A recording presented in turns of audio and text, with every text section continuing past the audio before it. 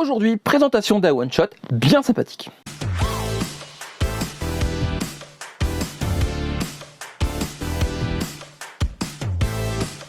Graouh les gens, vous allez bien, c'est les Goshi. Et les Goshi, on se retrouve aujourd'hui pour la présentation d'un manga qui est complètement dans le thème.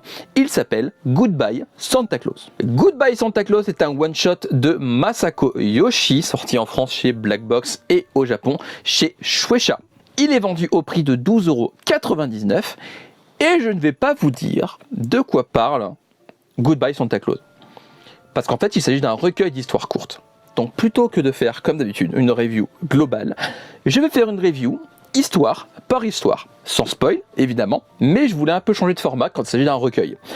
Du coup, voilà, c'est parti pour Goodbye Santa Claus.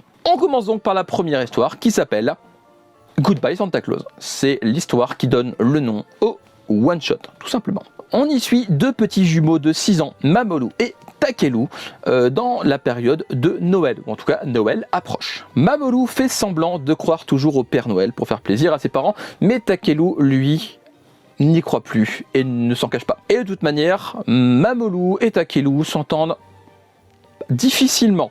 Mamoru veut toujours être supérieur à Takelu et de toute manière, dans sa tête, il l'est bien évidemment. Mais il va découvrir que ce sentiment n'est pas forcément quelque chose de toujours positif et que ça ne pourra peut-être pas durer éternellement. C'est une petite histoire courte, très douce, sur le sentiment un peu de jalousie entre deux frères jumeaux qui se ressemblent et que pourtant tout oppose. Et c'est ce sentiment d'opposition qui va faire que Mamoru et Takelu, eh bien il y a un problème entre eux. Un problème à résoudre mais dont ils ne parlent pas forcément. Takelu est assez solitaire et Mamoru au contraire est très sociable. Et cette opposition ne va faire que se renforcer. Ce besoin de reconnaissance chez Mamoru est quelque chose que j'ai trouvé de très touchant.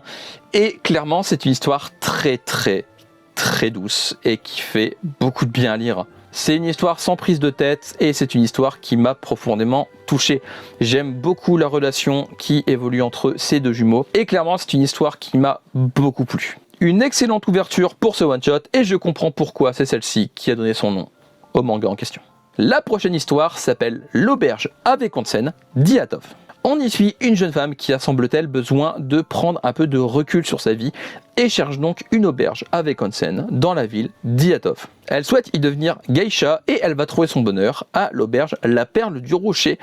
Sur le chemin, elle va rencontrer un étranger qui va l'y guider, mais arrivé à l'auberge, c'est un peu la désillusion. Ce n'est clairement pas ce à quoi elle s'attendait, mais c'est peut-être ce dont elle avait besoin. Ce que j'aime beaucoup dans ce récit, c'est qu'on est face à un récit avec du fantastique qui fait passer ça pour quelque chose de normal. À l'auberge, il y a des yokai, ou ceux qui s'en rapprochent fortement, et c'est complètement normal.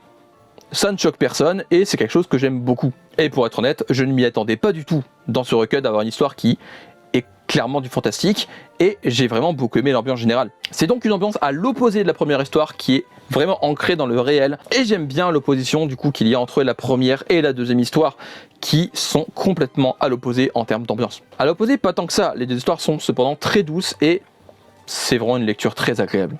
Ce récit nous raconte donc une véritable leçon de vie pour notre héroïne qui va se rendre compte que finalement la vie n'est pas comme elle le pensait. Sa rencontre avec plusieurs personnages va lui faire voir la vie d'une autre manière et j'aime beaucoup la conclusion de l'histoire. Je pense d'ailleurs que c'est mon récit préféré de ce recueil car c'est celle qui m'a donné le plus de good vibes.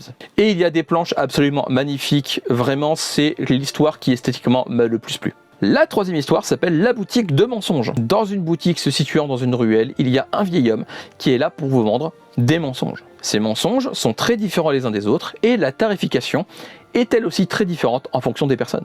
C'est une histoire très curieuse parce qu'on ne sait pas vraiment s'il s'agit de fantastique ou non. Ces mensonges sont là pour aider les gens au quotidien. Mais ces mensonges ne sont-ils pas des mensonges?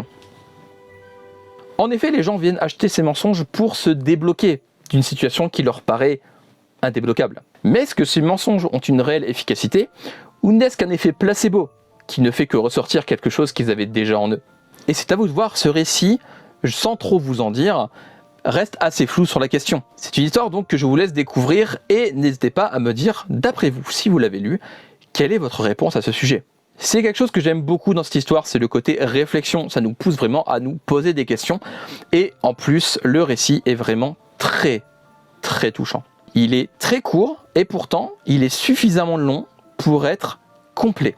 Vraiment, je n'ai pas besoin de plus, ça m'a énormément plu. Et c'est, je pense, ma deuxième histoire préférée de ce recueil. La quatrième et cinquième histoire s'appelle L'Instant Salade et L'Instant Godzilla.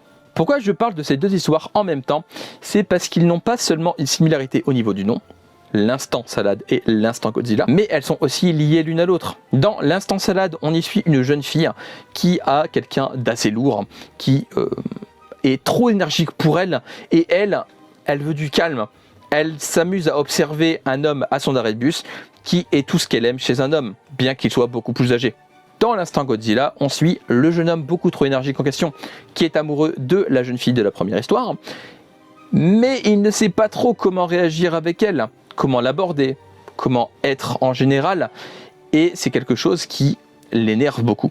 Vous l'aurez compris, ces deux récits se répondent l'un à l'autre, ces deux histoires complémentaires qui suivent deux points de vue différents. C'est cependant, je trouve, les deux récits les plus banal de ce volume. C'est-à-dire que les trois autres histoires vraiment sortaient du lot en termes de style, mais les deux dernières sont juste une romance assez classique, mais elles ne sont pas inintéressantes pour autant, attention. C'est juste que leur banalité fait qu'elles se perdent un peu dans ce recueil. Cependant, les thèmes abordés sont très intéressants. Les désillusions par rapport à l'amour, ne pas savoir comment réagir à l'amour en question, c'est deux thèmes vraiment très très cool, et qui sont en plus très bien traités. Ça reste donc deux histoires très sympathiques à lire, mais c'est clairement les histoires les plus faibles de ce recueil. Mais je le redis, elles restent très sympathiques. Pour conclure, Goodbye Santa Claus est un recueil d'histoires courtes, très doux, très intéressant, très agréable à lire. C'est clairement un one-shot parfait pour lire sous un plaid avec une bonne tasse de chocolat chaud. C'est très agréable et doux à lire et franchement, ça fait un bien fou. Et en plus, c'est un recueil qui n'a aucune histoire trop en dessous des autres. Les deux dernières sont un peu plus faibles, certes, mais elles restent très très sympathiques. Et c'est assez rare pour le souligner. Les recueils d'histoires courtes où toutes les histoires sont presque au même niveau, ça court pas les rues. Et Goodbye Santa Claus en est un. Et voilà, j'espère que la vidéo vous aura plu. N'hésitez pas à me dire si c'est un manga que vous connaissiez, si c'est un manga qui vous intéresse. Comme d'habitude, n'hésitez pas à liker, partager, vous abonner et activer la cloche. À me suivre sur TikTok, Instagram, Discord, Facebook, c'est dans la barre d'infos du descriptif juste en dessous. Et lisez des mangas. Regardez des animés, jouez à des jeux vidéo, mangez des pommes, parce que c'est très bon les pommes. On se retrouve bientôt pour une nouvelle vidéo. D'ici là, prenez soin de vous, portez-vous bien. Je vous fais des graou les gens. À la prochaine, bye bye. Tchou. Et tchou tchou.